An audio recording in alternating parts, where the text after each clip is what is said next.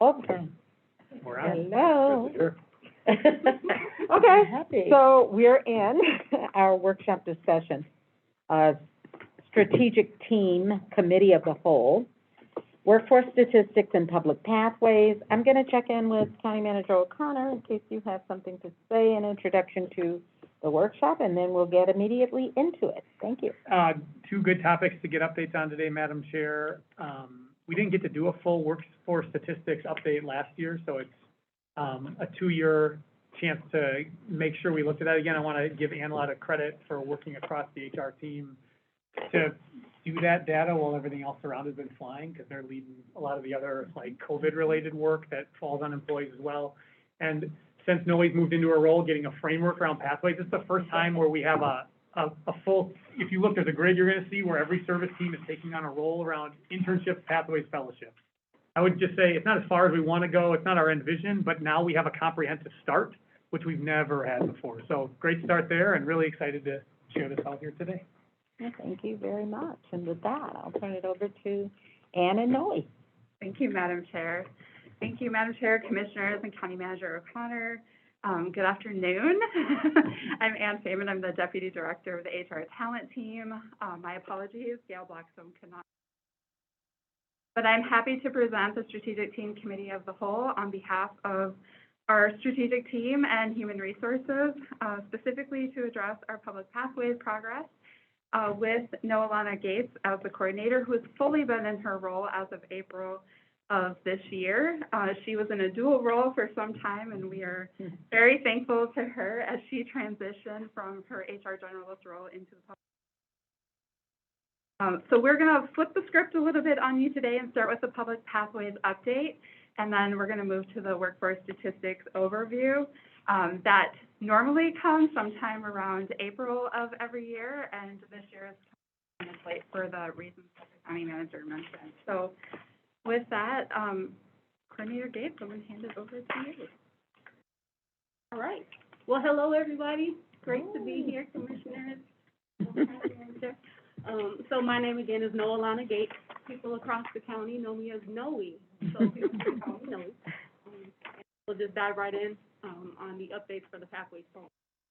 So earlier this year, in May and June, the Pathways program met with each of the service teams and departments to discuss the possible opportunities for them to get engaged and utilize Pathways programs.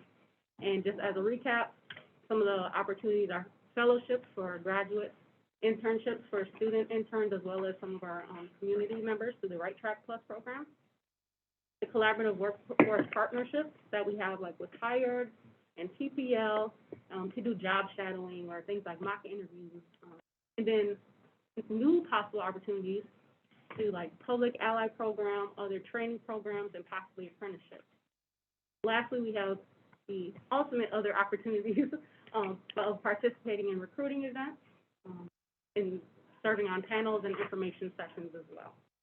And so the service teams as a whole work together to determine what they could commit to, and then as what contributions would be needed in order to be successful. So this could include funding support from the Pathways program, as well as if FTEs are needed in order to make the participation happen. So this slide shows the service team commitments. Prior to 2021, a lot of the effort was put forth in specifically student internships and the established fellowships that we had.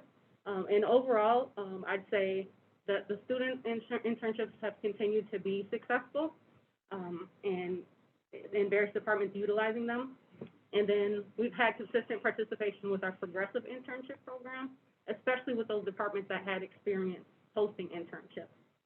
And currently in 2021, there's been an increase in all participation across the organization.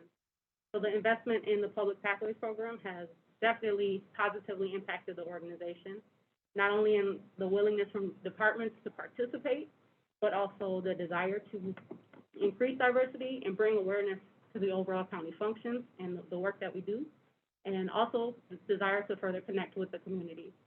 So looking at the first, this table, the first 3 columns breaks down the internship pieces. So the general student internships in each of the departments. The progressive interns, we currently have 2, but we have the request to have at least 5 more.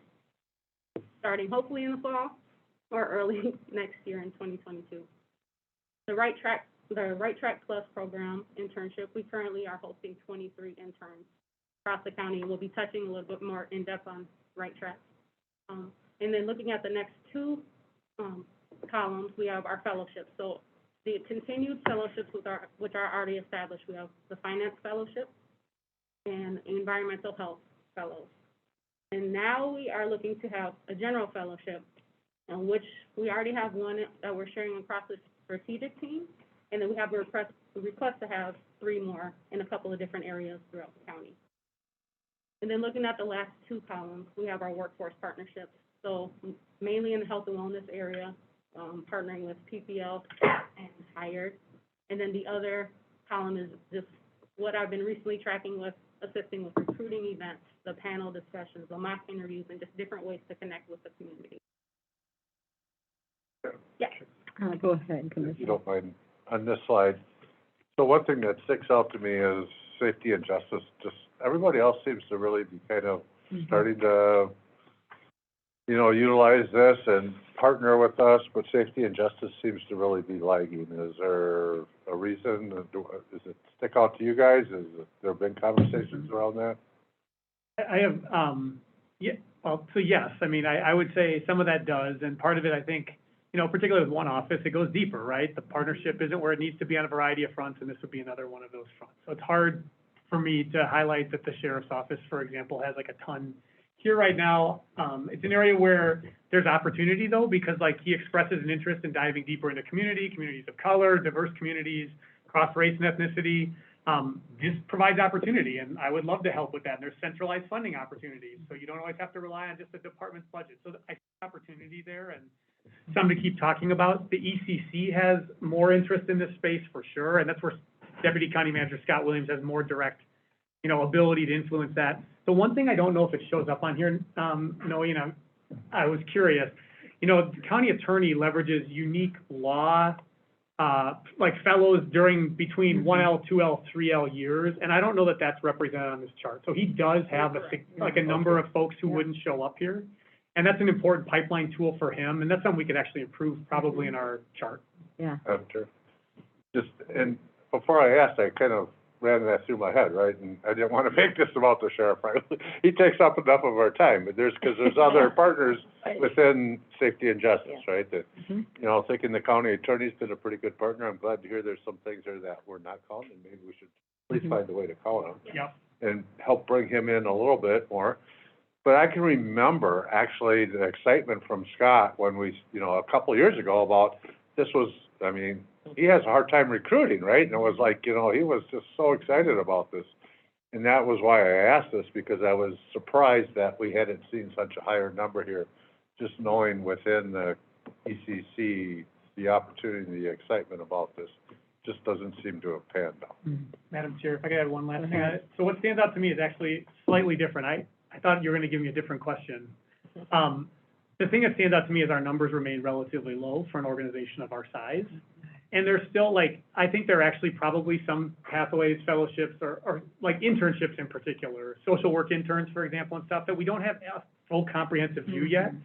What we got to here and where NOE started was, we said, like, we need departments to opt in some specific categories where we want to see commitments from the organization on where we're going. And that's this compilation for the first time. It was during COVID. A lot of people have been deployed. It's a pretty tough environment to pass the hat around in the way where you can invest in students in the way, or adults, you know, in the way we want. The real hope here is that a number that's around 80 right now grows significantly here in the coming years. Is that fair, Noe? Yes. So I'll keep it share it with you. That was where I wanted to go. But then when I looked at these two folks here, I thought back to the early days, and it's like, oh my God, this is such a good example of bureaucracies and how we just chug along. But then I thought, no, I'm not going to do that to these two young gals here, because I can sense the excitement, and I want them to grow this without having to listen to my whining about this is taking so long. So you got it done. So I had it, I kept it. And anyway, go ahead, Noe. There will be a slide coming up. All right. Additional highlights. And Madam Chair, Ryan, I don't think you meant to do this, but you had students and adults as separate. Yeah, I what I want to get away from is the traditional idea of who we think of as an intern is wrong. And Mhm. I need to check myself on how I just did that too. It can be Yeah. adults, it can be mid-career professionals. Yeah. Thank you for that. Thank you. All right, Noe? All right, so now we can go ahead and, touch or highlight the Right Track Plus, program, which I know many of you are familiar with. Madam Chair, we saw you at the kickoff event, appreciate that, and then saw some of the other commissioners there, so thank you for your support. So the Right Track Plus is an internship program for young adults, and it does not have a school requirement. So a lot of, like our student interns, it requires you to be an intern in school, but the Right Track Plus program does not necessarily have that requirement. And it's a combination of, internship level work with, learning and development opportunities throughout the program. So there was an overwhelming response from the county to participate in that, and so that's something that was really exciting. And there weren't actually enough participants for the county to host as many interns as we desired. So that speaks volumes in itself. But right now, we have 11 participating departments and a total of 23 Right Track Plus interns. In addition to that, we are hosting passport experience or passport events. And we have the Public Works Department as well as Parks and Recreation hosting those events to foster career exploration and for participants to learn about the various work that we do, specific industries, and how it impacts our community. And these events are not just for the internal Ramsey County Right Track interns, they're for any Right Track intern that's participating across the metro area. So that also helps with getting the word out about the type of work that Ramsey County does, and hopefully attracts more people. And another unique experience that we were able to provide with Right Track Plus is having a coordinated onboarding experience. So Workforce Solutions, Human Resources, IS, we all came together and were able to create like a one-stop shop. So for the participants, they were able to come to the Rondo Library to pick up their technology, and then we were able to offer the initial new employee orientation to go over the policies and everything you need to know when you're starting at Ramsey County. So that was really exciting and just beneficial. Looking forward to doing that with other programs. Here are some of the program highlights that over the past 4 to 5 months. The first one is just the increased internal connection with departments. We've been able to have a lot more focused conversations about where we're at, what the programs that we're using, how to improve and utilize pathways opportunities that benefit the organization and the community, and also identifying additional outreach efforts and ways to participate. And then we've had, the external connections have also amplified. We're continuing the efforts that we already had in place, but also bringing awareness and developing relationships with new participants or new partners.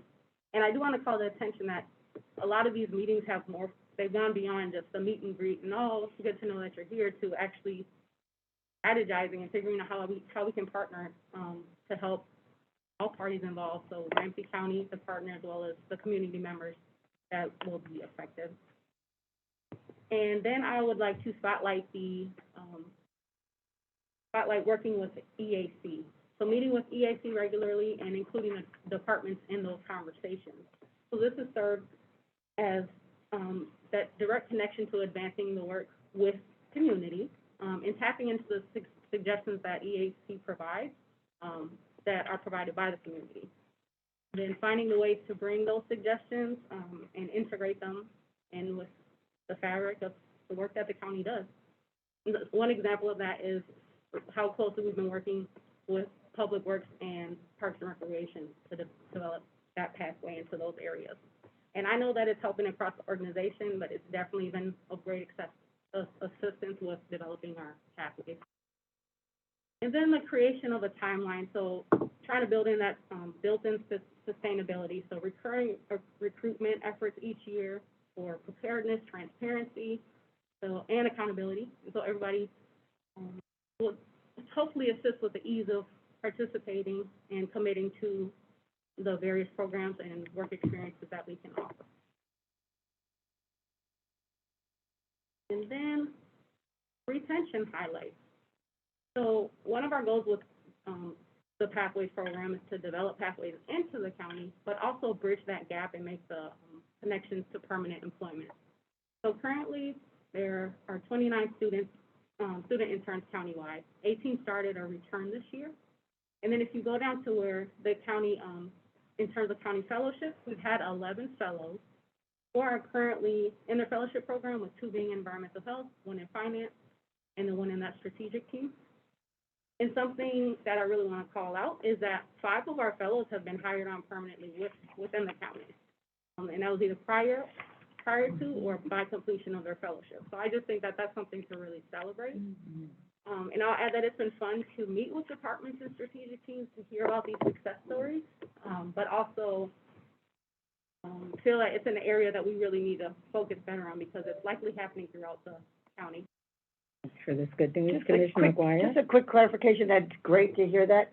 Is it because we don't have enough openings, or because they are moving on to other things, or is it a combination? Like, why, we've hired 5, which is great. I mean, and I don't know that it's generally is it the goal to have it be a pathway to hiring? Or, I'm in trouble today. or, and so Sorry, if that's our goal, I'm just curious, and maybe that's not our goal, but you can tell me whether that's our goal, is to hire them permanently, and then is it because we don't have enough jobs, or is it because they're not interested in staying on? Well, the goal the ultimate goal is to have our fellows go through the program and then be hired. And then be hired, right, okay. And so it's actually really good in my eyes. There's only been 2 participants that, one left the program to go to an external agency, which was still in the finance field, the field that she. And then I'm not sure about the other person that did. Yeah. Oh, okay, I'm sorry, I was thinking of both of them, I was thinking of the Well, 29, I was Madam adding Chair, both. what I would say Yeah, I was adding both, generally, yeah. Commissioner McGuire, is like, and not every fellow ends up being the right fit either, and so I Right, don't think you're gonna get go that. for 100%. Yeah, I agree. I would only add one piece. So it was 2 budget cycles ago is when the board invested in the fellows program for the first time. And the vision of the fellows program is a 4-year rotation, 1 year a pop in departments. So you get a wide breadth of the org before you get hired in. The problem we've actually had is that departments have a fellow come for a year and then they want to hire the person immediately, which is great, except then you don't get the breadth of the organizational experience. But from a fellow's perspective, like, you move from a job that feels like it's a 4-year thing to a long-term track, and we actually are still working through, like, what do we do long-term to bridge that? Because we want you to spend 4 years across, and there are things we could do around guaranteeing something at that point, because we've already seen we like you, and it seems like a good fit, or whatever. We got to figure some of that out as we go. But that's kind of how it's worked, and to see 5 hired within the first 4 years is actually a sign the program worked a little too well on the finance side early on. Yeah, and thank you for that, I'm sorry, I was looking at the 29, I wasn't connecting that I was thinking there was a lot more, but only with 11 fellows, and you've hired that many. Yep, and this will also lead into the next slide. We don't have to go there yet, but in a conversation with the IS department, I learned a little bit more in depth about their specific internship program. So it goes back to one of the improvements that we'll have about just tracking and capturing these success stories and making sure that everyone's aware. Yeah. You know, I would add that although I understand the premise of the program originally was 4 years and the experience throughout, I really feel as though it's a win-win when we find somebody and a department feels as though they can hire this person on, this person is available to be hired on immediately to get to know us, and would hope that although certainly that sets us back in timing a little bit on that 4-year experience, we can then replace that fellow with a new fellow who's starting certainly at the beginning. But does that cause some trouble with the program in terms of the alignment of fellows? No, it doesn't. Madam Chair, that's actually not the issue. So it's good for the fellow and it's good for the department. It's not always good for the organization, though, as we try to break down silos and have people who have been cross-trained. So I actually think part of it might be, we need to figure out what do you do then when you bring that person on full-time at that moment? How do you still allow, because once the department gets somebody in, they like lock into that space. Right, yeah, and I understand, Yeah. thank you. Commissioner McDonough? Yep, thanks. So a couple of the reasons why we really wanted to invest in these types of programs was to diversify, but then also encourage, non-traditional folks that may not think of county or government as a career path. So can you give me a sense of the 5 we've hired, how they might fit into those 2 priorities that we laid out in the beginning? Thank you. Let's see. And it's hard because I'm trying to think of the specific people that were hired, but I know that, they're from the Metro, so likely mainly Metro State, and I think there were 2 other colleges.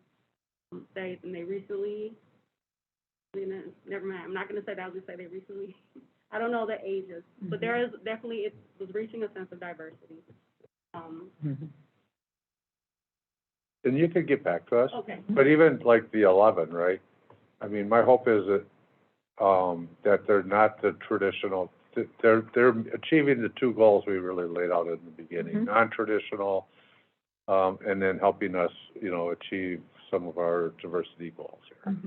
Madam Chair, Thank you. Commissioner McDonough, it's an extremely diverse group from, like, when you look at our workforce statistics later, it would definitely be driving on the end of diverse across race and ethnicity, and continuing to move the county towards being more inclusive and representative of the broader community. The individuals then within that come with wide arrays of backgrounds that even brought them into the program, because Metro is gonna be a school that is a more diverse student body, which we've noticed. And then the final thing is, what's changed since this happened, when CFO Merkins was here, right, he was the one who started this part of the program, talking about the shortage of accountants and the challenge in finding accountants. This has really helped to make it where we brought in accountants and, from the ground up in new ways. And it really has been a way to avoid what was otherwise a concern of a cliff that was coming. You haven't heard as much the last 4 years now. And Madam Chair, if I could just, Good. one kind of more editorial, but I really appreciate hearing that, you know, you're aware of some of these, at least coming from Metro, right? Because the fact is, you know, there's some great folks at St. Thomas or St. Gates or Hamlin, but they tend to have mentors and folks already out there helping them navigate this type of stuff, right? It's the, you know, the student body at Metro or St. Paul College that don't have those mentor opportunities or connectors to help them get connected. And that was, you know, one of the strengths of when we did this, is trying to partner with at least those 2, if not even some of the core urban high schools, to really connect with individuals that don't have people in their lives helping them make these types of connections. Thank you for that question, and we'll ask for a little follow-up on that. Go ahead. So we can move to the improvements for next year. So with each meeting and discussion around new possibilities and participation, and even participating in the different experiences, comes lessons learned. So some of the improvements, these are just a few of the improvements for early next year, is definitely around tracking. So as we indicated before, and wanting to know deeper information, finding the best way to track this new participation, and even grabbing the historical information that exists in our program, or the programs that started prior to the pathway. And then developing a standardized reporting method. So on a systems end, our technical system that we use to capture and house the information, making sure that those necessary updates are in place to really streamline the process of getting the information, identifying, and getting the information that we need to do reporting. And on the user end, in terms of departments, ensuring that there's a process in place for departments to identify when things like a permanent hire occurs, and to share that information. Another improvement would be really creating that branded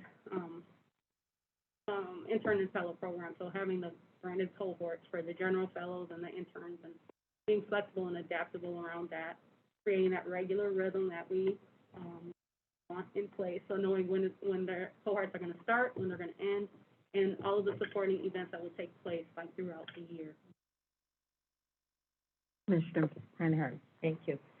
When I think of branding, I think of marketing, but that's not what you described. So can you help me with the branding? Thank you, no.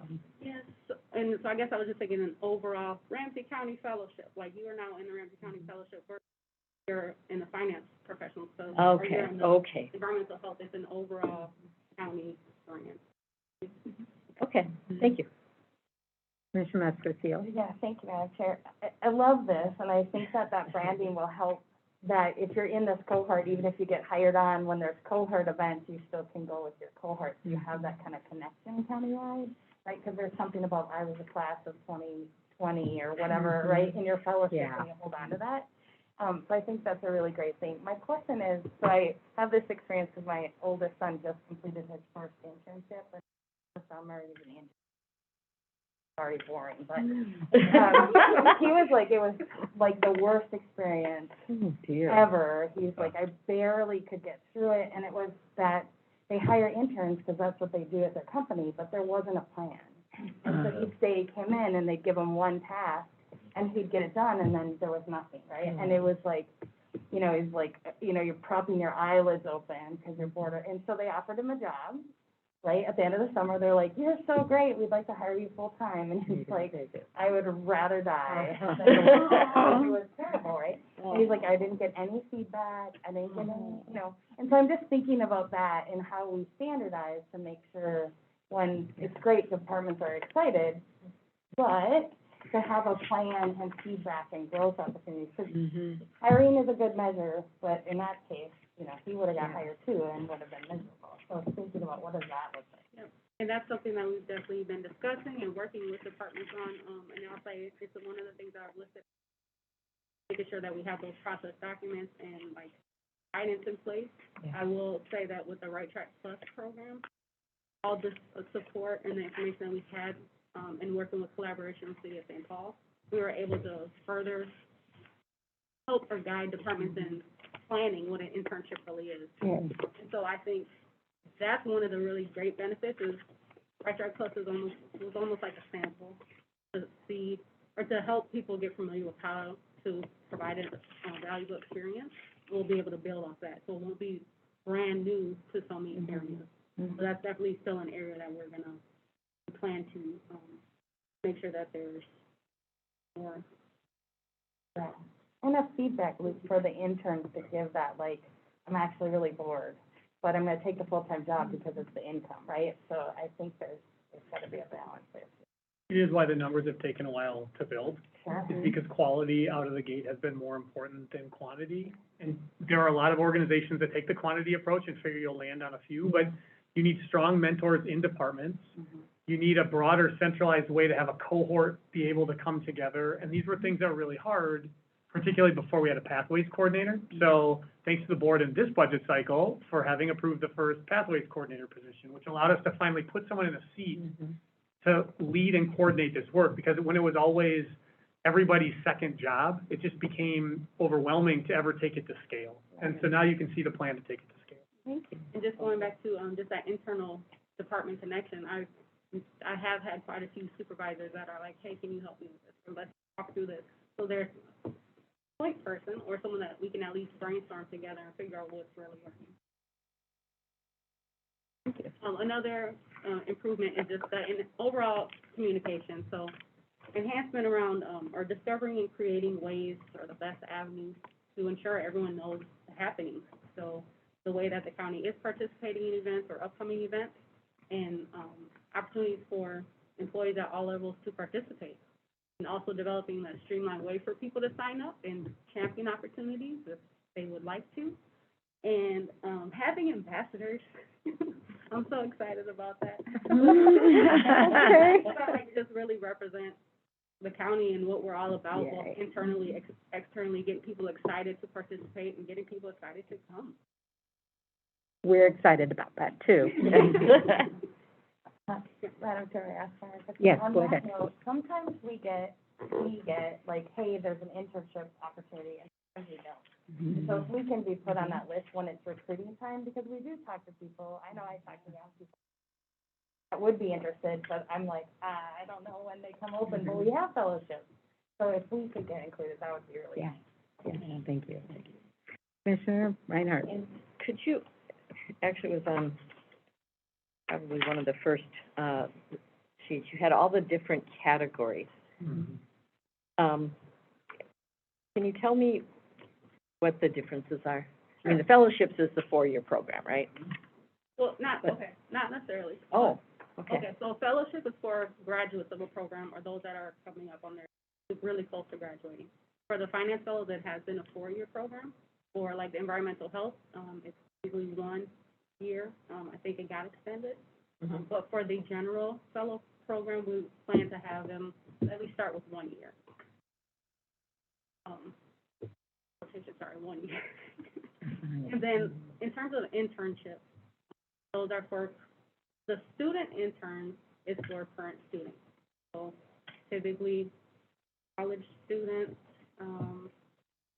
and then we have like our Right Track Plus internship, and that is right now, like, as I said, doesn't require the educational piece. I'm hoping we can expand that, I'm just gonna say that, and call that like a general internship to partner more with the community. And then we have our progressive internship, and that's a partnership with Metro State and St. Paul College. Again, still student internships, but 3 different types of internships. The other, Nothing except for the other. yeah, or one more, all right. And then, one more part. And then the collaborative workforce partnerships. So those are mainly ones that we already have established, but actually, I'll start with that. So it's hired in PPL, connecting with their classes about anywhere from 2 to 4 times a year, providing information on the hiring process, information on, or mock interviews and work readiness, preparedness, or that can even be job shadowing. For the talent pipeline management, that's just an example of, right now we're working to build a pathway for engineering techs within public works. So, and that's a collaborative across a lot of the counties are included in that. And do you want clarity on any of the other ones? No, I'm good. Okay. Thank you. Thank you. Quick Go ahead, Commissioner McGuire. Thanks. This is all very exciting, as you can tell. We're excited about this. What would be the good goal? I'm gonna tag on to a bunch of comments that have already been made for us to think about, like, how many interns would be, possible, feasible, acceptable for an organization our size? Do you know? I mean, I think we should have, I would like to have more, of course. But it just depends on who we can get for mentoring, who we can get for students. Is it all dependent on all of that? But, like, do you have a sense of what the optimal number is? I don't want to just make something up in this meeting. Yeah, right, okay. You could do it. We'd have conversations with our public pathway leadership team. What is the goal? And that's actually a request sometimes that we get from our EACs, or people want to know, what's the end number? What are you looking for? Yeah. So it's something that we know we need to have, and we will have it. That's wonderful. Okay, well, good luck with finding Thank that, yep. Thank you. Sure. Tim? Yeah, you know, when you talked about the collaborative partnerships, and you mentioned there that there's kind of a combined county effort on the engineers for public works. It got me thinking a little bit more, kind of, AMC is always looking for how to add value, right? But there's other counties that are doing maybe some similar work. And I don't want to add more work to you, but just more of kind of a piece of information here, and who knows where that might go as AMC tries to sort out. But to me, there are some of these areas that could be dealt with not only more holistically in, partnerships, but maybe utilizing the strength of the statewide association, but then leveraging what other counties are already doing and bringing that together. And I don't know what that looks like, but I just put it out there, because AMC continues to have that conversation about how to add value to members. And this seems like a really good opportunity that could help them, but then maybe also help strengthen what we're doing here within the county. Sounds like an excellent idea for a District 10 focus as well, within the metro area, and then perhaps counties-wide. And Commissioner McGuire is noting that. I'm on our making a note behalf. about that, I'm giving you some credit for it though, Jim. I got my little AMC NACO idea. So good. So noted on my list. Great anyway. information. You should keep bringing it up to them, too. Great information. Are there any other questions or comments for Noe? Noe, you have done an incredible job here, sharing with us the work that's been done on behalf of the Pathways, Public Pathways Program. And we are so thankful. We're all very, very much excited about it, as you can see, and look forward to hearing additional information from you soon. Good work. Madam Chair, Thank you very much, Ann. Yes, thank you. I just wanted to really commend Noe for all of her work in the public pathways arena in just a really short time to put a framework and an infrastructure around something that has really been department-centric over the past, several decades. And I just want to thank you all for your investment into this area, because it allows us to have the ability to create that infrastructure and that support. And I'll just give a last plug for Noe's work, and she is a whiz at creating a plan for departments if they're struggling with what type of internship, fellowship. She's very patient. She talks through it with the departments. What are their needs? What does that look like? How do we create some sustainability? And so it's offered us so much depth in creating these opportunities. So I want to commend her for the good work she started, and I look really forward to the work that we're going to continue to do to really brand this as a Ramsey County, Yeah. right, Yeah. public pathways program, and really help to improve frankly, our reputation and connection, right, with the community and invest in our community. Well, that's a real vote of Yeah. confidence, for sure. We thank Good you. job, Somebody yeah. say clap. And thank you also for discussing with us in my office the creation of that internship that we are attempting to align and ensure will not just be a left field kind of opportunity or position, but that will have some advantage from the Ramsey County internship program overall. Thank you so much. And I know we've got more to do. I move back to our workforce statistics.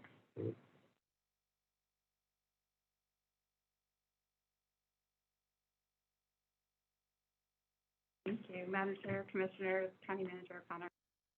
Happy to present to you a little bit late this year, the overview of the workforce statistics for fiscal year 2020. Just as a reminder, this is a snapshot in time to measure our trends year to year. And as Coordinator Gates mentioned, there is some data, I think, that could be improved in the way that we collect it within our system. And so as we go into 2022, that is one of our goals on our Big Rocks business plan for human resources in terms of the things that we want to really improve this next year. The data we're collecting and how to improve that data. This is in relation to our employee demographics by gender, race and ethnicity, and age at different levels of the organization. And it captures essentially throughout the various stages of the employee talent cycle, how we're doing in terms of recruitment, what is our percentage of job applicants compared to our hires, specifically for racial and ethnic diverse candidates, and also for candidates by gender as well, and age. And then currently looking at our workforce, what are our statistics or demographics at this particular point in time. And we also look at our other trends in terms of our promotions and separations and how we measure retention. So this is really critical in terms of how we identify our progress as a county in terms of our workforce, and where those areas are where we might need to dive a little deeper. And we are working closely with the Equity Action Circle, the EAC, to touch upon some of those areas that we've identified where we can work in partnership with them. So I'm excited about that.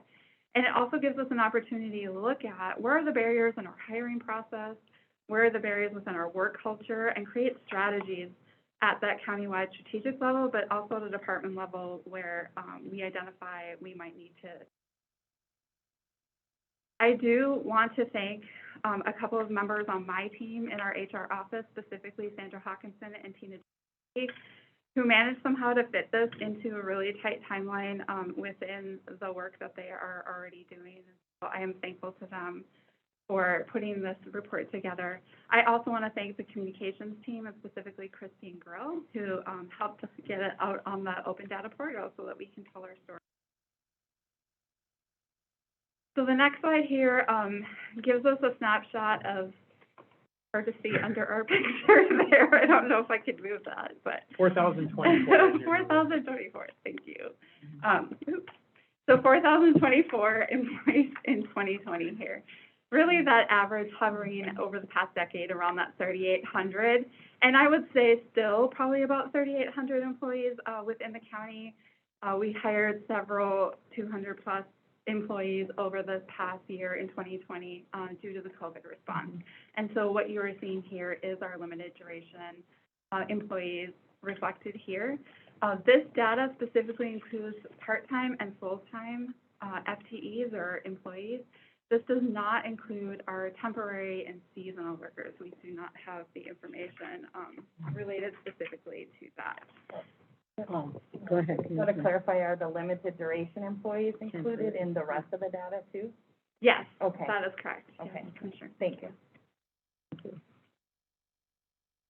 Okay, And they are, in essence, temporary employees, but a different, They're a different, yes, and so they do show up in the data that we collect, and they're classified limited or unclassified limited duration employees, but they are in throughout consistent.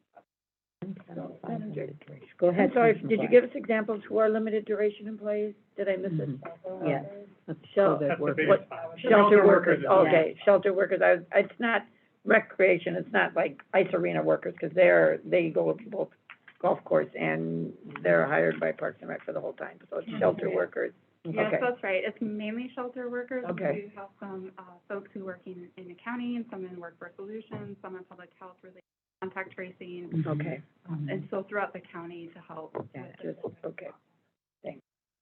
Related to employees by race and ethnicity, we are at 40% racial and ethnic employees, or racial and ethnic diverse employees throughout the county. So you will see here that American Indian, Indigenous, or Alaskan Native is at 1%. This stayed the same from 2019 at 1%. Specifically for those, and this is all, I should just clarify, self-identification, right, through our. So employees who identified as Asian are at 13%. This increased 1% since 2019. Individuals who identified as Black or African American is 19%. This actually increased 3% over 2019. Those individuals who identify as Hawaiian or Pacific Islander, there are employees in this category, but unfortunately it's a small category, so it's measuring still at 0% and that stayed the same. Individuals who identified as of Hispanic ethnicity are 5%. This increased over 1% from last year. Individuals who did not specify their race are 1% of our employees. Individuals who identified as two or more race or ethnicity are 2%. And then individuals who identified as white, non-Hispanic are 60%. This actually decreased from 2019 when we were at 65%.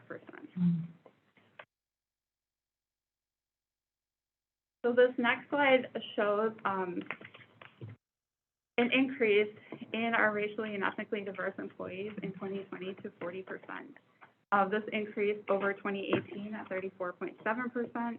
In 2019, we were at, I believe it was 36%, so increased by 4%.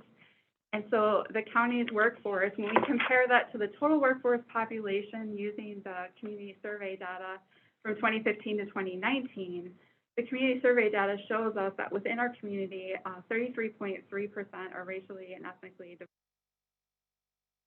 So 40% over 33.3% is good.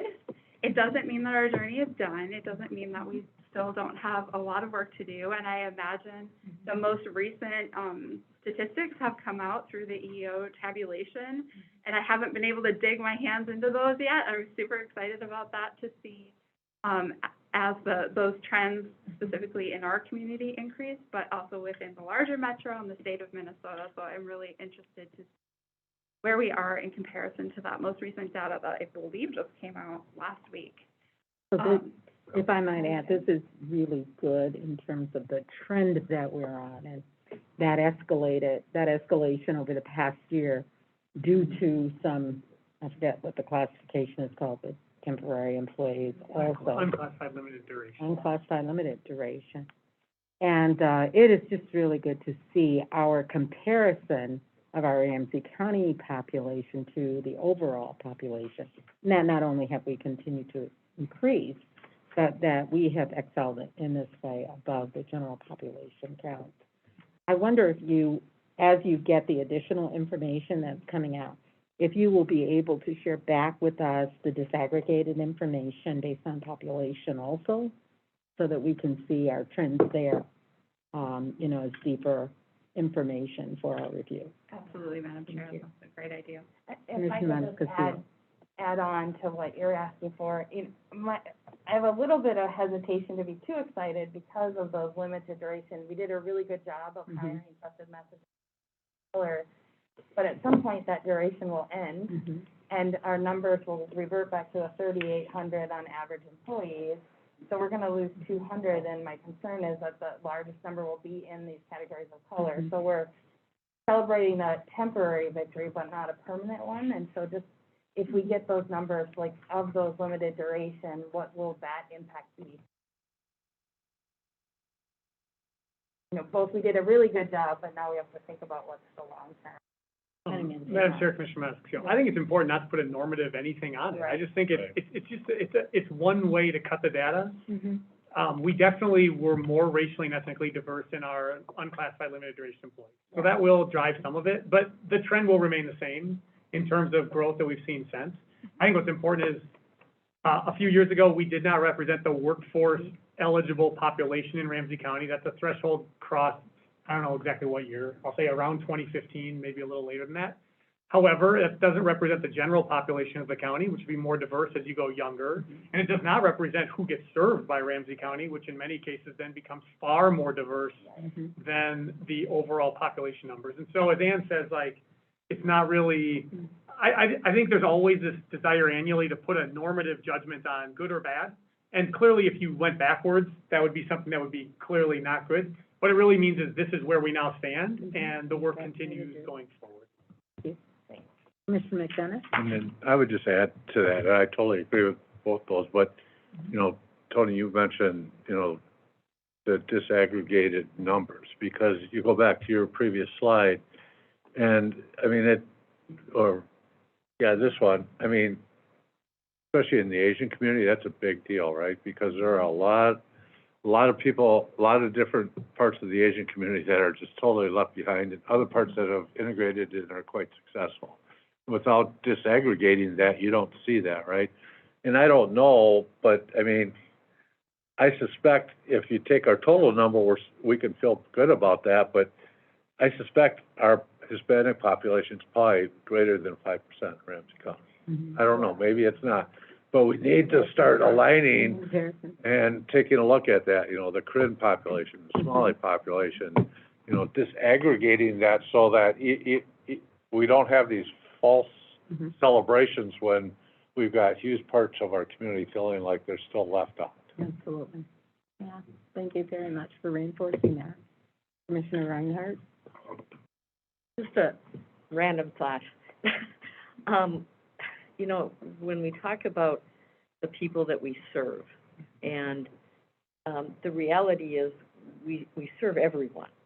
And I think sometimes the public perception is that there are those that get the handout from the county and those that don't, when really it's a service to everyone, regardless of where that happens. And so, as I said, kind of a random thought, it's like, everyone is served by the work that we do. And I really dislike it when, and we get some pretty angry people over raising of taxes or spending anything, especially spending something on people of color. We've had some pretty nasty conversations with people because they think that it doesn't serve them. And that's just wrong. When your neighbor is served, you're served.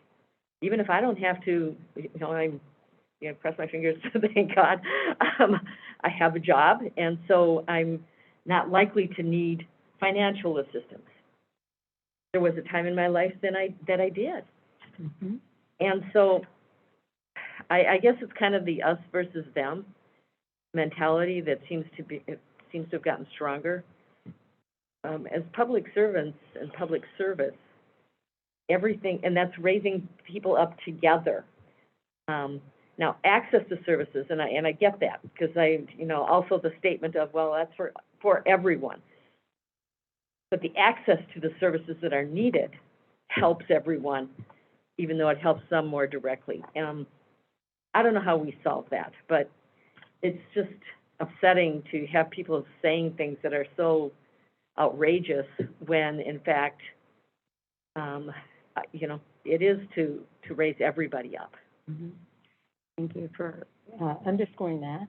And I also appreciate that the services we provide, the investments that we provide are for everyone. And it is all about making it a healthy and safe and vibrant community for all of us. And so thank you for underscoring it. It's also true that there are people through various windows with whom we come into contact day to day, and that we want to make absolutely sure that we're providing the most appropriate services and the most effective services in every arena of the work. So there are several aspects of windows through which we need to look. So we are back to the presentation, and I think we're on page 9. Thank you. Go ahead. Thank you, Noe. I just want to say that I agree with Commissioner Matta-Castillo. I think that, you know, it's not like, yay, you know, we did it, right? It's cause for celebration. It's good to see a continued increased trend, and I think that's important. But as County Manager O'Connor said, right, we got to pay attention to all of the data and look at this picture holistically and figure out where we are maybe sliding backwards, but continue on the path of increasing opportunity and access, both to recruit but also to retain individuals within our workforce. So thank you. This next slide can be a little confusing, so I'll talk through it, but in 2020, we had 596 total formal leaders. So formal leaders, that is reflected in that orange bar across the different years there. Those are the total formal leaders. So of those 596 total formal leaders, which include managers, supervisors, and directors, 27%, or 159 of those individuals, are racially and ethnically. This is 5% higher than in 2019. So if you see in 2019, we had 22%, and we are now at 27%. Again, you'll see increases in particular in our supervisor realm. So we had 23% last year. That increased to 29%. The year before, in 2018, in supervisors, we had 28% individuals who were racially and ethnically diverse. And so those numbers, while they might increase and decrease a little bit, we're really paying attention to the overall trend and also looking at what's happening amongst those groups, because I imagine that many supervisors are getting promoted to managers, managers are potentially getting promoted to directors. And so again, we are seeing this increase in our trends, and that's a good thing. But again, our work is not done. So when we look. Thank you, Commissioner. Yeah, so maybe I'm going down a rabbit hole here a little bit, but so just taking a look at from 2016 to 2020, and you look at the overall percentages, but we actually increased our total pool by 10%, over 50 new positions, right? So, you know, two things. One is we always kind of get challenged on, are we getting too top heavy? That's maybe not here, but I mean, that's kind of one of the things that pop up. But in some ways, kind of like, let's be careful about celebrating. If we had 50 new positions just in those 4 years, that was 50 times, 50 opportunities to really accelerate our opportunity to be able to do better, right? Because it's not just replacing as people retire or move on. Those are 50 brand new positions that we also had the opportunity to increase or accelerate our area in that. And I don't know, I just throw that out there. I don't know what your feedback is or observations, but that's what I see when I look at this slide. 60, actually, new positions. Madam Chair, Commissioner McDonough, good point. I mean, the data is important as the data, right? So I don't want to disagree with any of that. That makes good sense. The percentages as an overall share of the composition of our leadership in the company, and the percentages show us that. However, you're right that when you add individuals to that, maybe the friction or whatever else, you don't have to encounter some of the resistance to making change happen. That would, you know, like if you have the exact same number in 4 years, you may not have as many turnover opportunities, so you wouldn't see the same rate of change. I think the most concerning would be if you said you went from 545 to 596 and saw same percentages, that even if your numbers grew, but your percentages were the same, that would be the biggest concern. So as a relative share of like how our organization looks, we're seeing a more diverse group of directors, supervisors, and managers. But as you said, like, it's a continued journey, and we have to look at the data close. Mhm. Yeah, and I was looking at the difference between the number of leaders who are ethnically diverse, and that number is 60 out of a smaller number. So that can lead us to some conclusions as we look at the number, the total number, which is larger, and the 50 new positions there. Commissioner Reinhardt? Okay, I guess I'm a little confused, because this is just the members of this isn't comparing white to people of color. So the 50 new positions, there's 50 more people of color that are in these positions. That doesn't mean there's 50 new positions there, does it? Well, actually, we're seeing against this array, the total number Yep, of positions, thank and you. we're seeing the number of positions with people of color in them. Good catch. That's a good math catch Yeah, right there. it's not, It's the end of the number of racially and ethnically diverse directors, managers, and supervisors. It doesn't show you the denominator of the overall number of Right. directors, managers, and supervisors. Yes, it does. Yeah, go ahead, I Ann. quit. Go ahead, Ann. We'll let Ann take this. Thank you. That's going down a rabbit hole. You started. I said I was going down a rabbit hole. Good deal.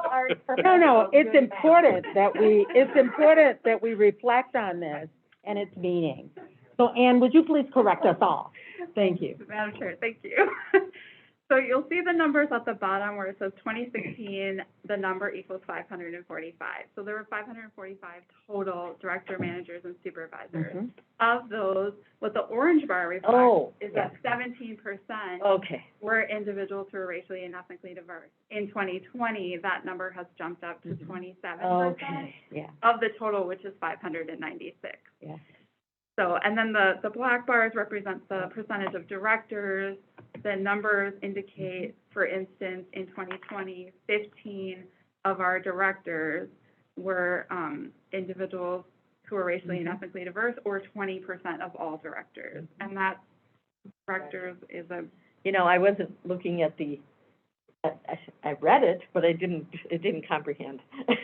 I didn't comprehend the total director, manager, supervisors of color Yeah. to the denominator of 5, whatever. Okay, I thank knew you. that was there, but I was looking at the wrong number for it too. Thank you.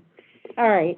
thank you, Madam Chair. We've had a lot of questions around the slide though, so it means that I need to go back and see how we can display this information a little bit differently. I love how we all got it wrong and you somehow took the fall right there. So Uh-huh. let's not let that be what stands.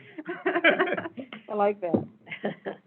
So the other thing that is an interesting statistic, and I'm a little bit, like I said, interested to go back to the most recent data, the Equal Employment Opportunity Tabulation that has just been provided by the federal government, to dig into what's called the job category of officials and administrators. So when we look at the officials and administrators availability, meaning individuals within our total working population that have the skills and abilities to be right in this category, that is 13.7% racial and ethnic diversity in that particular civilian labor force. Now, that data is from 2010, so it is a decade-old data. And as I mentioned, that data just came out this past week, so I'm excited to kind of dig in and see where we're at.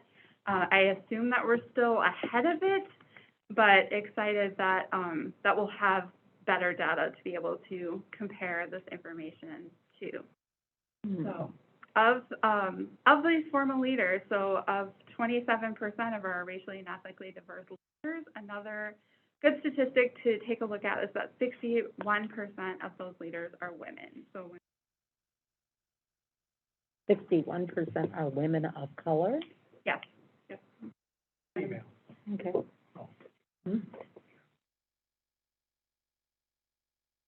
All right, so this next slide digs into our new hires a little bit more. So in 2020, we had 590 compared to 398 new hires in 2019.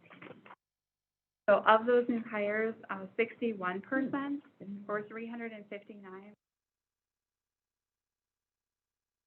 nearly half of all new hires were in what we call the service maintenance job category. So 48% of those new hires fell into that category. Most of those individuals, I assume, are the shelter assistants because they were in that category. That roughly equates to about 258 individuals. Of those 250 individuals, and the statistics data crunching this weekend, 74% of that 258 were individuals who were racially and ethnically diverse. So when we look at the individuals we hired within that shelter operation, it was almost 3/4 of the individuals hired were racially and ethnically diverse. So what that means for us is that even though 61% of all new hires were racially and ethnically diverse, if we remove for statistics purposes, not because it's not important, but if we remove the service and maintenance job category, it means that 50% of all of our new hires this past year were racially and ethnically diverse employees of the remaining 320.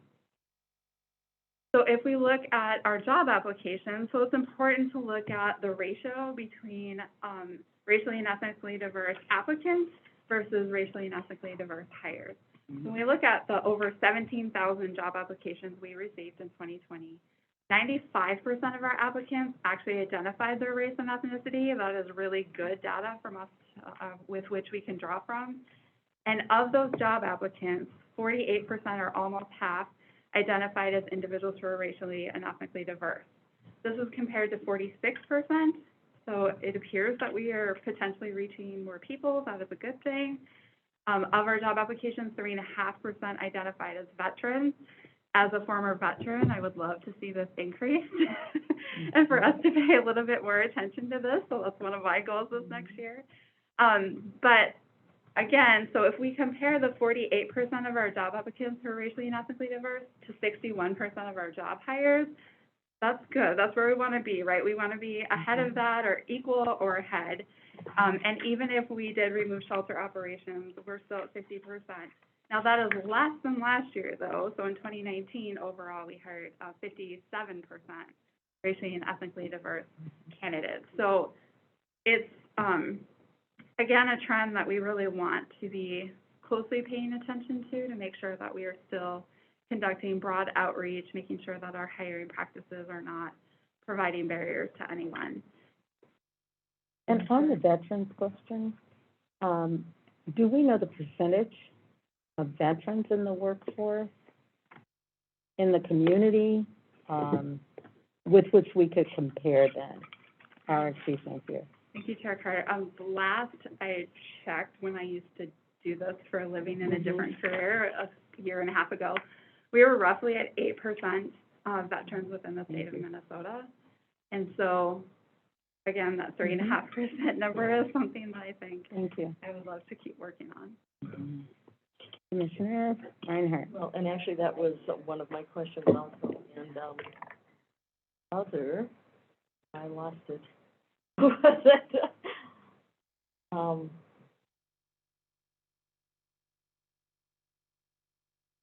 I don't remember now. If I remember it out, but actually, the veteran one was the one. It was like, okay, what does that mean out of the total population? So we have some work to do. Commissioner Mascotte. I actually think that last bullet is really interesting, that the average age of new hires is 37. So that's later career folks typically at 37, but that we hired from 18 to 72, which is an interesting time to come in. Good news for me next Right. year, I could have a job opportunity. Custodian. Not a bad job. Thank you. That is a very interesting. Oh, I remember what I'm gonna go back to Commissioner yeah, Reinhardt. and that was it. Unless there's a response here. I think it's just an interesting set is the way, who we're attracting to Yeah. come work for us at our county. I do, my only comment on that, Madam Chair, and we're gonna come more to the ages, so I'll leave most of it for there. I do think, looking at generations in our workforce and where Ramsey County sits, I would just continue to highlight, at least in past years, it has been unique among other metro counties. our average age of an employee is different than it is across the river. Right. And I've never fully understood why the turnover happened here faster, but it did, and it does lead to differences where we're at in terms of, remote all in one week. It's not that people can't learn new things, but we all come to this at different ages of technological revolutions, right? So. While we're on that, can I just? Okay, on this point, on that and then point, I'll just come on back this to a point, second Victoria. question. No, I just don't want to forget what. Yeah, Got it. don't forget. Keep it on your mind. Go ahead. This is the average, is that about the mean as well? I mean, 'cause, you know, average can be high, low, and then you just go in the middle of the mean. What is about the, what's the mean, do you know? I don't have You that don't know, information, okay. but I can certainly. But I'm guessing, and hopefully is around, and hopefully is around there, but yeah. Okay. And now, Yes. Reinhardt. Okay, my question was about, 2020, we were pretty much the whole year in COVID. It seems like that has to be, there's got to be some anomalies in there, comparing it even to 2019. And granted, there are more hires, but then you also pointed out that a lot were hired because of the shelter. So I'm just wondering what you think that's gonna look like, as we move forward, because, it's changed a lot of things. Even education levels and who's entering the workforce and who isn't, and there's all kinds of things that are gonna come in there, but I was surprised to see the 590, because, man, I cannot imagine starting a new job in COVID. I mean, that had to be, and I mean, I was at a lot of the new employee orientation, so I knew that we were getting a number of new people, but I thought, oh my gosh, that has to be very difficult. So can you do this without a silver ball? I'm not sure, Madam Chair, if I can. I do think that we are in a similar position as many employers across, right, the state of Minnesota, across this country. What we see right now are trends indicating that we're having difficulty recruiting, especially in this last year. We've had far less applications than we've had for many of our jobs, especially our jobs like correctional officer, where we have 300 job applications, and now we have maybe 60, right? So we are starting to see those trends, and the needs to be able to fill some of these critical positions, like our nursing assistants, where they're the shelter assistants, right, where their turnover does tend to be high because they're hard jobs, and it's, especially difficult in this environment. So there are some things that I think we need to dig into a little bit deeper and produce some different strategies around, and maybe even partner with some of our other government employers and things like that around some of this, because they are all experiencing. Now, it'll be interesting to see with the end of the unemployment, the $300 extra, I think it was a week, right, where folks were receiving that. It'll be interesting to see if that has an impact in terms of being able to recruit individuals as potentially they maybe come back into the workforce. I don't know what that's going to look like, but it'll be interesting to see how it trends in the next year for sure. Thank you for that question. All right, I think we're back to the presentation. Thank you, Madam Chair. As we mentioned, that the average age of the new hire is 37, ranging from 18 to 72. We'll dig into some more age in just minutes. With regard to promotions, over 2020, we had 276 promotions. Of those promotions, 47% were racially and ethnically diverse employees, compared to 44% in 2019. So more than half of those promotions were in a job category such as paraprofessionals and professionals. So that includes things like our nursing professions. It includes all of our, midline professionals. There's lots of different particular jobs within those categories. And so if you are interested in which jobs fall into those, I can certainly provide those to you as well as a follow-up to this. But I think, again, what we see here is an increased trend and an intention behind our retention with regard to promotions. And so I think, again, not quite celebrating yet, but those numbers are definitely encouraging. And especially when we compare that percentage rate of 47% the civilian labor force here in Ramsey County at 33%.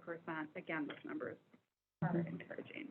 As you go forward, I just add, I think, and I appreciate leaders across the organization and you're working in and others for like really thinking through what are the skills and attributes we look for, where are our own internal biases lying oftentimes, and what we see as a manager or a person to be promoted, I should say more often, right? And there, we carry with us internalized and structural biases around who looks like they are ready for that opportunity. And we're not done with that by any means. That continues to be a journey that we and other organizations need to be on. But I think it's important to call that out because there's a lot of intentional work going on in those spaces that leads to seeing more equitable numbers begin to show up across an organization.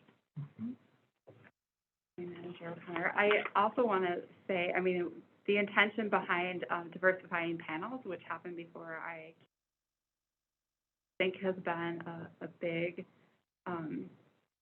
success factor in much of this, and not just to have a diverse panel of employees across the organization, but also community members as a part of our panels and hiring. And so that has been, I think, also very critical to success and a really great experience as well of participating in those panels. We're going to move into gender in the workforce. We are currently 61% of our total workforce are women here, and 54% of all of our formal leaders are women. So of those directors, managers, and supervisors, a little more than half at 54%. Now, when we compare that across our total workforce of 61%, we are lagging behind. But in Ramsey County, 49% of the civilian labor force is for women. And so we are exceeding those numbers in both from a total workforce perspective and also from a formal leaders perspective. And then if we look at 5 of the largest categories of employees in those EEO4 categories, it just kind of divides up the different job categories there for you. 63% of the 5 largest categories are women. So in those categories, 5 of those categories have women in them at more than 63%. So professionals are 66%, just highlighting a few. Paraprofessionals, probably no surprise there, at 76%. More of caregiving types of jobs within the paraprofessionals. And then administrative support, 86% are women. So it's you know, again, we see some struggles, and not definitely not unique to Ramsey County, but looking at skilled craft specifically, and some of the service maintenance seems to be doing okay. But looking specifically at the skilled craft and technician employees, and even officials and administrators, when we compare it to the percentage of women in our workforce, we're lagging behind slightly. So. Go ahead, Commissioner. Just clarify, the protective services employees that's low, is that the sheriff's department, is that corrections, is it all of it? What is that? What's all? Yeah, there's 2 pieces to protective services employees, that's sworn and non-sworn. So it does include the sheriff's office. It also.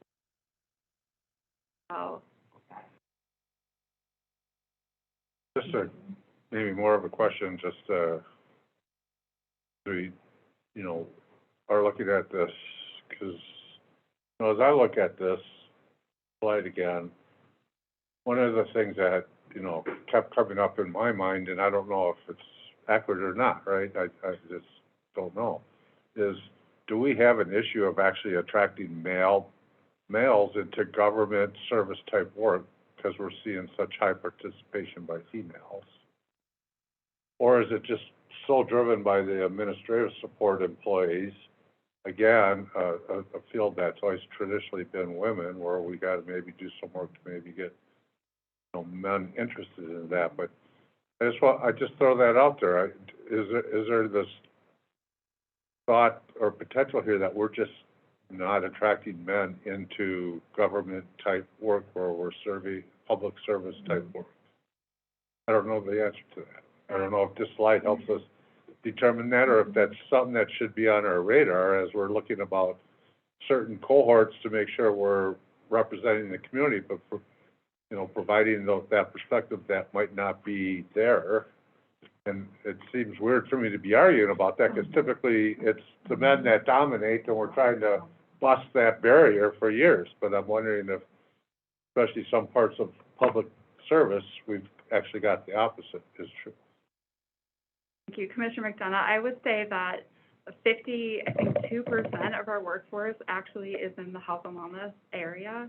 And so that includes our areas of social services, financial workers, the care center, Lake Owasso, more types of jobs that have historically been female dominated, like social workers, financial workers, et cetera. And so I do think there's an opportunity there for us to work more closely to potentially, recruit men specifically in some of those categories.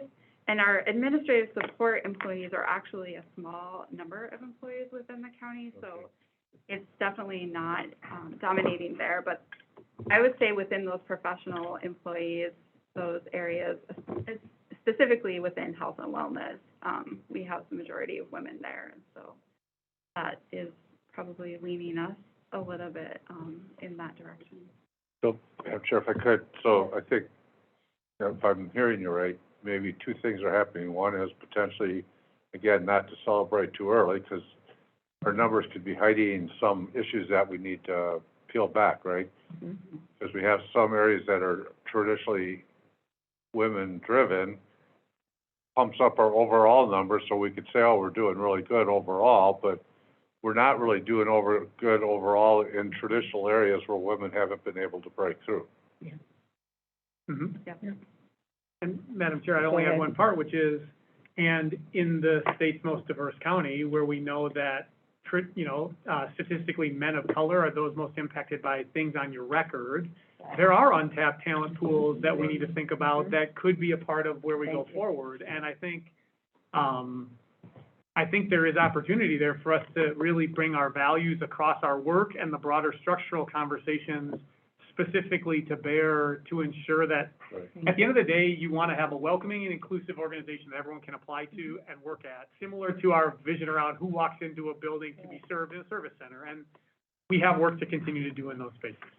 And that, of course, is the reason we want to be able to see those demographics as we look in a disaggregated fashion so that we can really see where the differences are and the gaps are. Thank you for pointing that out. Really. Astute, observation. Thank you, Commissioner McGuire. thank you, Madam Chair. I can't believe I actually don't know the answer to this question, but, a number of us have supported the ban the box, where you don't have to check the box on whether you've been incarcerated before, and I'm not sure all the other things about ban the box. But do we have people check that off? Do they have to check whether they've been incarcerated before on our application? Thank you. No, Commissioner McGuire, no, we do not. We do not, That okay. information on the job application. Now, in the background check, if it's related, then we may have a conversation about how that impacts the person's ability once they're offered the job, but not before then. Not before then. So good to hear that definitive response. Okay, We've thank worked to you. get there. Yeah, I was hoping, I just can't, I didn't know for sure. Thank you. Commissioner Matis Castillo? Oh, okay. Thank you, Madam Chair. So the next slide shows the comparison around all employees, showing that there are 61% women in the workforce and 39% men. Of new hires in 2020, we hired 67% women and 30% men. With regard to promotions, of all 259 promotions, I believe it was 67% women were promoted and 33% men. And then with regard to separations, 64% of all separations were women and 34%.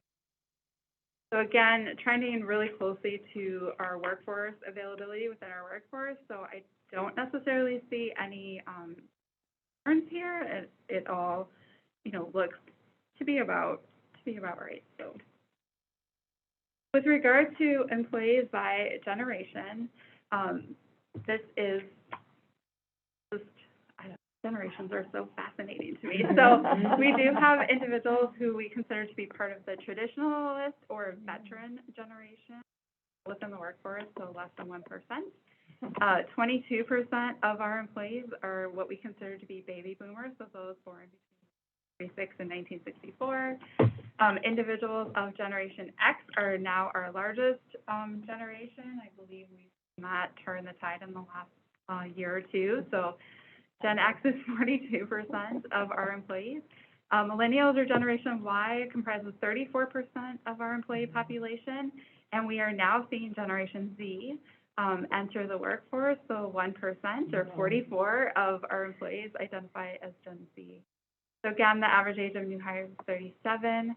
The average age of promotion was 39, and the average age of separation in the county was 46.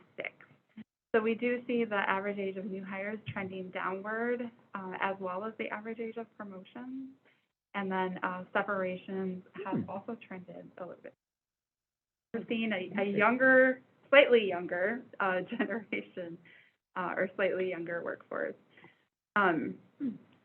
This is just another way to look at this data specifically by age ranges versus what we call generational data, so ages 65 and older. This is pretty evenly distributed across ages 25 to 55. So you see 55 to 64 at 21%, ages 45 to 54 at 26%, ages 35 to 44 at 28%, ages 25 to 34 at 20%, and then ages 24 and younger at 3%. Finally, we turn to turnover of all of our full-time and part-time employees. So this is looking past or at the last decade, so to speak. We are averaging in our 10-year separation rate, including our retirees, around 10% or 9.6%. Our average employee separations over this past decade have been about 360. When you compare that with this past year, we had 369 separations of 4,024. That includes retiree data, again, trending at, I think that number says 10%. It's under the camera, 9.2%. So actually much lower than last year, which was 10. Well, slightly lower than what was last year at 10.4%. If we remove those who are retired, then our separation rate is at around 6%, which is pretty low for an organization of this size. When we look at voluntary and involuntary separations of those 87% of those separations were voluntary, meaning that individuals resigned or they retired or they presumed to have resigned, meaning they didn't show up for work or they failed to return from a leave, which again, those are minimal, but 87% of all of our separations were voluntary. With regard to involuntary separations, 13% of that 369 were involuntary. These numbers are consistent with the past 2 years. We haven't seen any different trends specifically. And resignations and retirements of the voluntary separations represent a total of 4% of our separations. We've really had very few people leaving this organization just to leave the organization. Of 369 separations, 42% were individuals or employees who are racially and ethnically diverse. So when we compare that to our total workforce composition, which is at 40%, racially and ethnically diverse employees, those are good numbers in terms of making sure that, you know, we're staying consistent with that ratio. We don't want to go much higher than 40%. And we want to make sure, right, that we're retaining at least that same ratio or less. I mean, more, but less percentage, if that makes sense, of our separations. So again, that rate is similar to the past 3 years, and the 3 greatest titles that we see separation in are financial workers, our 911 telecommunicators, and our nursing assistants. And you can imagine, I mean, those are the work on the ground that is heavy to bear, and we're so appreciative of those employees, but as you can imagine, right, there are high separation in those particular spaces. So looking at how we continue to support those employees and grow those employees, it also is a space that employees do grow and move out of, and so that is another thing that is important to pay attention to. And of course, all these numbers work together. Yes. So the categories that you're hiring in being the most likely to separate certainly does, reflect on this number separated. And also, I don't know, yeah, you did get to the bottom line where the racially and ethnically diverse employees hired were 371 and separated were 156. That just seems like a very high percentage of that number. And I'm wondering about comparisons to other government organizations or to the rate of separations of white employees, and whether or not we can get some more information about that, just so that it helps us to understand that. Yes. Did I see your hand up, Commissioner? Yeah, so I'm actually surprised how low our separation rate is, especially when you factor in the retirees. I mean, really surprised. So I think about our TARP work, right? Should this influence, or maybe we put way more effort into attraction because we're doing really good at retention, except for maybe extreme focus in a couple of key areas, in helping us actually drive not only policy but budget things here with this data, right? Is more can go into attraction because we're doing really good at retention. Madam Chair, Commissioner McDonough, I think that's like an astute observation. I do think it's always a part that, as I have strategic conversations with partners around how our employees feel like the workforce is, what's going on, this number matters. Like, these conversations around retention, you can't have those conversations in a vacuum from this, because on the ground, and last year, maybe we dipped a little because it was COVID and people were concerned about leaving, but even putting last year aside, 10% as a turnover rate is pretty low in an organization of our size, as Ann mentioned. It's a good sign that employees generally are not looking to leave year over year, and we have not seen big swings in them. I don't take it for granted. I'm not trying to say it's just one point in time, but it is an important thing to see, is that we have never seen massive swings in that number over time, and even as we have ramped up a lot of strategic work here over the last number of years, that number has stayed relatively stable, which shows there's something that people are finding value in working here. I appreciate that. I do think, you know, I mean, one thing, the value here of doing all this work is to be able to help drive some of the decision-making, right? Especially where the data might not be where we predicted or thought it might land. But then just, you know, for me, and we are just grasping here, but, you know, I made some pretty strong comments this morning about the letter we got, right?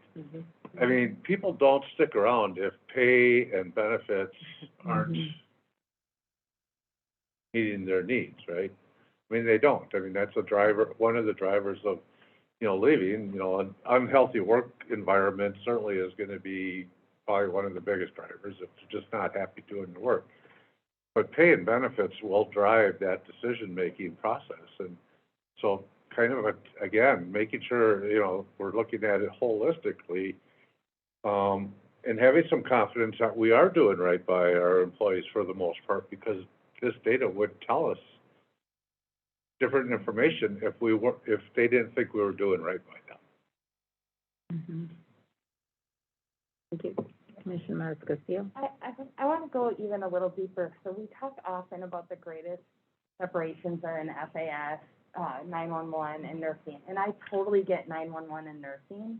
And I feel like in FAS, we've just accepted that as opposed to what's really going on. And I know there is pre-COVID, we had done some work about a climate and what's happening there. But I think this is another place that we need to pin it and say, we still got some work to do in FAS and to figure out what's going on with hiring, with the turnover, with kind of employee stuff. I know we all continue to get flow out of that department about dissatisfaction or perceptions of dissatisfaction. And so I think this data backs that up. And I just want us at some point to come back and say, what about it? I get it. It's often an entry level. It's a new job skill. It's kind of the first entry. But again, this goes to maybe there's a place that we have to look at. How do we keep people there? Because it's really expensive to keep training people over and over and over and get to that process, to figure out what we can do in FAS. Madam Chair, Commissioner Miles Castillo, I don't necessarily see in this data that conclusion, which is not to say you can't draw that conclusion. It's not what stands out to me for sure.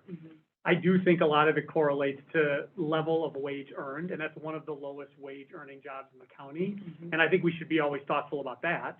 And as we have conversations around insurance, it is one of the jobs where it'd be the hardest. If you are the only earner in your family and you have a family plan in Ramsey County, there is no dispute that that would be very difficult to pay for. And I think that's something that I want to just bring back here because it matters. Culture does matter. It's not to say that we can't continue and don't need to continue to work in that space as well. The one part that I would say we should go one step farther, though, is I think turnover in that area is good, particularly if it leads to the pathways work that we started talking about today. And there's actually a piece that may come back in the coming weeks we're working on around workforce, public health, potential pathways internally for lower wage workers in Ramsey County as a part of our broader strategy. And it would focus on FAS as the first place of focus.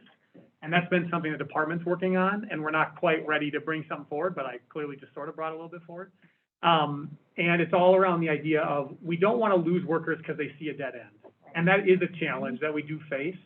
So I want to lift that part up, and I hope it's not all culture-related pieces, but some of it is probably that too. Well, and if any of it, to Jim's point, if any of it is out of balance, then we got an issue. Yeah. And so to figure out which part of that is out of balance, I think is important.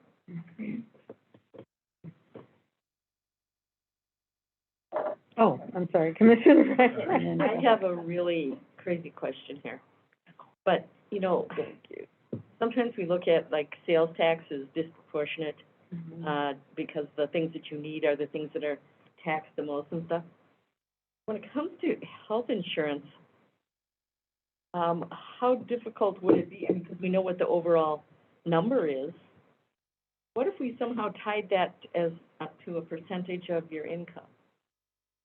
I know, it's crazy. No, it's Madam not Chair, Commissioner Reinhardt, I don't think that's a crazy thing to think about. As you think about our values and how we apply them and how you think about plans that can be supportive of every employee across the spectrum. And, you know, we are not as unequal, for example, in pay as many private corporations and stuff. That doesn't mean we don't have different tiers of inequality that still exist here too. And I think it's important to consider those ideas. And so as we go forward and have conversations here about what it looks like beyond our current plan, that's the kind of piece that we should be thinking about. And that's not I mean, it's both a crazy but very good question to bring up. I appreciate it. Well, and the reason I say crazy is because I don't know of anybody else that's doing it. And so, I thought, but it just, to me, it kind of makes sense, because if you've got somebody that's not making very much and they have a family, they can't afford. It's kind of like with childcare. You know, there's, before they had sliding fee and things like that, it was much more difficult because you couldn't afford to work. Oh, I'm sorry. I need to go to Commissioner Fretham. To the point you raised about FAS, and I know I've talked with, Director Hedin, or Deputy County Manager Hedin a few times about the cultural issues, but also we've talked a few times about those public assistance programs and how challenging they are. And they are challenging for workers as well, and they're highly scrutinized in terms of, you know, reviews for case errors, which is a very stressful position. So you are working one of the lowest compensated jobs, which is highly scrutinized with people in significant crisis. And if we're hiring people average age of 37, these are a more entry-level positions, so I'm guessing younger, and the systems that they're working on are the same age as them. And so there may be workers who've been doing these programs for 20 years that love Maxis, but when Maxis is 30 years old and that system is older than you, and it feels like you're sci-fi movie that your parents love, and you walk in and have people yelling at you, and you have to figure out this overly complex program for not very much money, you're not going to stay. So the work that we're doing to simplify these programs and to implement them better is work that is going to retain employees in these jobs. Thank you. Thank you, Commissioner Reinhardt. Oh, I'm sorry, Commissioner McDonough, then Commissioner And I Reinhardt. just wanted to make a quick comment. I don't think your comment about, you know, attaching potentially the healthcare premium to the wages is crazy, but actually, on the other spectrum, you know, kind of, again, this is about how we treat our employees, but then, I sat on the Health and Welfare Committee for 15 years for the Glazers and the building trades, and they actually take a totally different approach. Because the more you segment it, the more the people that use it less have a benefit, and the people that need it more have to pay more, right? So us not having 1+1 actually benefits our families, because once you go to 1+1, the families have to pay more because they'll use it more. In the building trades, there's not even an individual option. Everybody, it's all for one, one for all. Everybody pays the same, whether you got 10 kids or you're an individual. You all pay the same, and that way, everybody benefits from the plan. So that's almost the opposite side. So in some ways, you know, be careful what you ask for on that letter. I think we need to really be thinking about what is a response that actually takes a holistic approach to all 4,000 employees and treating them in a way that best positions them to have the best health care for the most reasonable cost. And that might be kind of a, you know, a more fair system of how you pay, whether it's attaching it to how much you make, or saying, no, you're all in this together and you're all going to pay the same no matter what. No matter how much you use it, you're all paying the same because that benefit's going to benefit all of them. Madam Chair, Commissioner McDonough, and I'll tie it back to separation so I don't leave Ann on health. No, I think these are the right questions, though, to consider holistically. And for, you know, I'll be organizationally critical, like, of how we've approached this for a number of years. We've had a good plan. We see low separation. This has not been the most urgent thing in front of all of us. I think we've taken it for granted a little too long to stay on autopilot with a two-tiered plan approach. And there's a number of questions we need to ask around affordability, access, choice, equity, and really think through what that looks like in the coming couple of years. And so these are the right questions, and we need to have others like wrestling through that together to figure out where we go. The good news is we don't start from a place where we see 1,000 employees a year leaving right now, and it's a desperation moment for us. We're able to ask these with a workforce that generally sees value in working here, while always wanting to see the place improve, which I think runs from the county board through all the way to any frontline worker we would see in a navigator role or at FAS or anywhere. So I appreciate these questions. I think they're good. And I guess we won't stay on healthcare all day. These are really good ideas, Commissioner. And Madam Chair, I mean, when we were talking about the financial workers and the wages and so forth, I mean, you look at financial workers and especially the top two, financial workers and the 911 telecommunicators. These are staff that are working with people who are in life and death situations. Could there be any more stressful? Nursing assistants, that's got to be really high stress as well, because you don't have a nursing assistant unless you really are in dire need. And so I think that's, and I don't know how our 911 telecommunicators are paid versus the financial workers. I mean, it does seem kind of odd that we would have the lowest paid workers under the highest stress jobs. But, I mean, that doesn't speak real well for our values. So, thank you. This is a much bigger conversation than the data around workforce.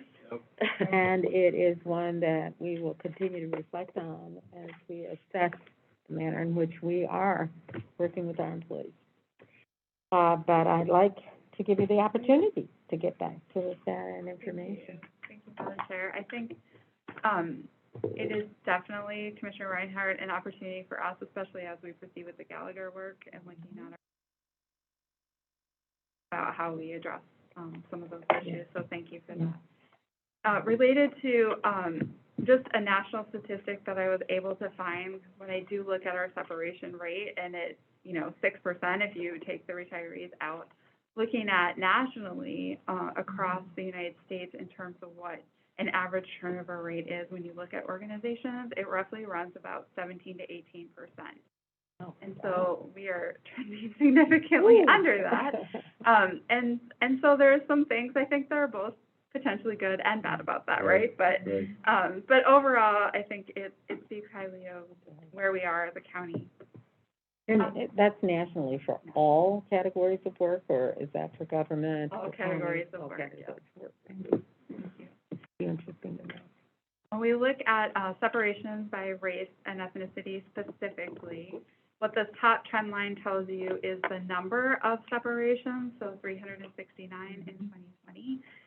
The second line down at the top of the blue graph there is 153 individuals who are racially and ethnically diverse who left the county in 2020. And that's 41% of our employees.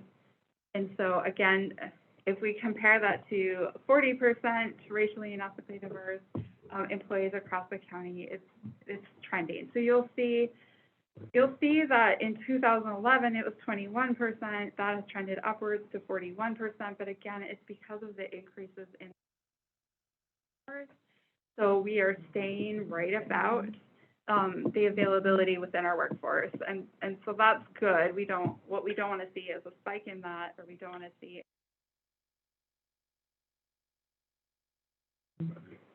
When we look at it as a percentage of our entire workforce, it's 4% of our entire workforce who's 4% separated who are racially and ethnically diverse of our entire workforce. So of all 4,000, right, employees. When we look at retirement as a segment of separations, you'll see that there were 104 separations in 2020 that were retirements. Again, of all of our retirees, 28% were individuals who were racially and ethnically diverse. This is representative of 3.5% of our total population. Again, we see this trending slightly upward, but then downward in 2020, which just means to me that probably not a lot of people wanted to retire in the middle of a pandemic, but again, a number that we really want to pay attention to. Can I add one piece to Dan? Absolutely. This actually really stands out to me when you apply this to the chart you saw earlier on the composition by age of our workforce. Because I started 2008 at AMC and have been here since 2013, but around Ramsey County throughout the total of this chart, show me where the Great Tsunami happened. I have to say, like, in terms of missed data trends, this is one that would rank in the top 2 or 3 over the last decade for at least how our organization has separated. And now it would take almost 800 retirees, it would take all the baby boomers retiring at once to see a big, like, uptick in 1 year. It's just not gonna happen. The graying of our organization in a way where, like, everyone was gonna leave at once, I think that's something that I can say confidently at this point. Like, it might tick up a little bit, but it never happened in the way we thought it would. And I don't know what that Well, you're means. hiring all these 72-year-olds, I mean, that's what's screwing the whole thing up here. It's just really fascinating. As long as we got hair dye, we don't have to go anywhere. Maybe other organizations saw it, but we just have not. Seeing Hennepin's data 2 years ago, they had a significantly higher proportion of baby boomers in their workforce. They were still, at that time at least, a boomer-led organization. And so I do think the graying wave matters, but as you go to statewide conferences or this conversation comes up, I just highlight it because when I spend time with county administrators, I kind of say, like, tell me how it goes, because I don't think that's going to be our story here, which is good. I'm actually really happy that we're not going to have a mass exodus at once. Right. Thank you. Okay, and, just one other question. Does the percentage on the bottom track with the percentage of total employees who have separated as a percentage of our workforce? So the number of, so 28%, 4,000. 28% is the number we're tracking here to determine if it's tracking with the percentage of our total workforce. So in this aspect, 28% of all retirees were individuals who were racially and ethnically diverse. That is I'm sorry, lower I was looking than at the 40%, separations yeah. number, not the retirees. Oh, The it's a total separation. separation. Yes, that does, it's tracking, yes. Yeah, sure. It's 41% compared to 40% individuals who are racially and ethnically diverse in the county's Okay. workforce. So the question, and again, I maybe could calculate this in my head, but haven't. The separation of employees by race and ethnicity as a percentage of our workforce is 4%. the separation of employees overall as a percent of our workforce. Do these numbers track to the overall separation? Yes, Madam Chair, so the overall separation is 9.2% Okay. of our workforce, and as a percentage of that, those who are racially and ethnically diverse are 4%. So again, it's slightly higher than employees exist as a percentage in our workforce. So 41% compared with 40%. Again, a trend that we want to be paying attention to, but it's pretty in line with. I'm gonna make sure I'm asking the right question now. I'll get back to you on that one, okay? On slide 15, Mm-hmm, it's turnover of thank you. full and part-time employees. I think that's the number you're talking about? Yes, Commissioner Reinhardt, that's what I'm referring to. So the overall percentage of our workforce is 9.2%, and of that 9.2%, 4%. Are you looking at page 14 or 15. 15, thank you. Okay, I just think we're tracking on two different questions, and so I will get back to you on it. Thank you. Thank you, Madam Chair. And I might be explaining that incorrectly. It's okay. anyway. It's okay, you know, clip it and we'll come back. Well, and the bottom line on this is, we have at times seen this is an area where we have seen a disparity in terms of, we've had higher separations among employees, diverse employees who identify as racially or ethnically diverse relative to the separation rate overall in the county. That has at times been a spot where we have seen an inequity. We've talked about that in past years. It has shrunk, but remains still around 1%, I think is what Ann's saying, right? And so we need to be very careful watching that, particularly with the comments about shelter workers earlier. And care center employees are some of the most stressed during COVID. Yeah. There's a number of industry areas where we need to be very cognizant of this trend in the coming year to see what it looks like. Thank you. All right, now we'll move to the retirement. Thank you.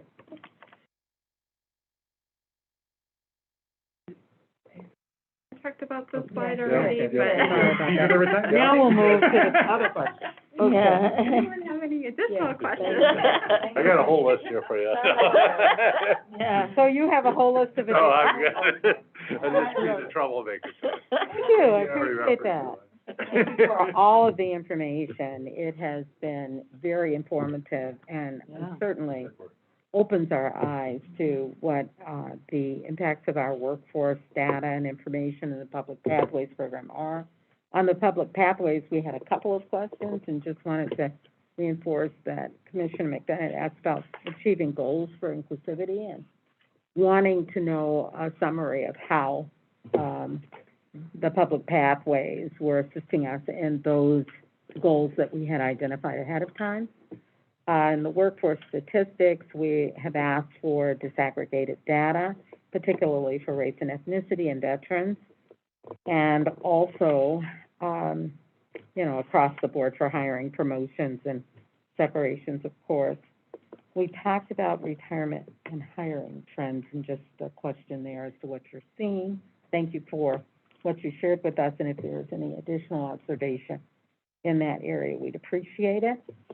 And let's see, you mentioned providing a jobs list. I don't know if any commissioner had requirements, but that would actually be great to see in terms of the promotions and the positive direction and diverse promotions. Are there questions that I missed that had come up? And this, you can just provide this if you don't have it off the tip of your tongue right now, but you know, this is great information and a lot of it. So if we were to pick two areas that you think we should focus on most, I'm trying to, there's a lot of areas that we want to work on. So what would be the top two right now?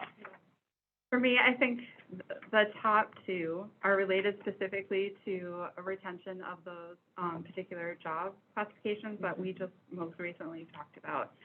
And for a lot of reasons, right? Not just because those job classes continue to show up in our data as spots we need to pay attention to, but also in recognition of the incredible work that those employees have done, especially over the past year to year and a half, right, through the response. And we should never have employees who have to be on financial assistance for, in my opinion. Oh, my gosh. So I think that's something that we need to pay close attention to and address. I think the other thing, that we need to pay attention to is specifically around talent attraction. As we are experiencing the labor force shortages, as we are competing with our fellow government employers as well as the private sector, I think we need to be cognizant of those trends, and we need to be out in front of those trends. We talked earlier about branding, and not just from a marketing perspective, right? But I think we need to speak to our community that we're recruiting from, what it is like to come and work at Ramsey County, and what does it mean to be here, and what does it mean to be a part of this incredible community that has really doing some pretty amazing work within our community and helping to decrease and hopefully eradicate, right, disparities. In the time that I've been here, I've sat on many in interview panels, and most recently with County Manager O'Connor. And what I hear again and again and again from individuals who are interviewing with us is that they want to be here. They want to be part of the story. And the reason that they want to be here is because we're out in front of leading racial equity within Ramsey County. And I think that's an important story for us to tell and continue to build. We don't always have it right, but we definitely need to be able to highlight that work and really start to build our brand as an employer so that we can remain competitive. So along with that comes the Gallagher work, which I'm really excited about, but I think all of those two things together, I think, will lead us far with regard to these statistics, but also just creating more inclusivity here. I could add just a little bit to that. I'd give you one up and one down on top. Yeah. I think Yeah. as a board, thinking about how to strategically align the data here with some of the other elements, right? So we talked about healthcare today, but there's other spaces we could think about that. And I do have as a takeaway from how do we make sure that you're having that conversation with HR as we go forward around healthcare pieces and what is our strategy and what we're trying to do, both to support employees and grow an organization for the long term. So it's like on the strategic level, right? Healthcare is one example, retention could be another, attraction, promotion, all that. The other part that we didn't do today, and clicking on the report is worth it, so I'll give a plug to that last slide. We did not do department level data, and not every department has the same story. Right. And we are in many ways a federated organization of a bunch of small businesses. And when you meet with community members, we hear this a lot because there are certain areas that stand out as not looking like some of what we saw, or a place where we need to do a lot more. And those places, in many cases, are very much leaning in. And I think that's a really good thing, but we need to continue to disaggregate at lower levels because the broad doesn't give you enough. And the report Thank gives you. you more. Yeah. Thank you that. for, yeah. Yeah, thanks for pointing that out. Thank you very much, and we have looked at that department level data in the past, so you point out that we did not do it today. Clearly, we do want to. 7:30 PM workshop. Yeah. Okay. Gotcha, we'll be there. Thank you. We'll be there, will you? So thank you so much. If there are no further questions, we appreciate it greatly, and we are adjourned. Yeah, thank you. Good work.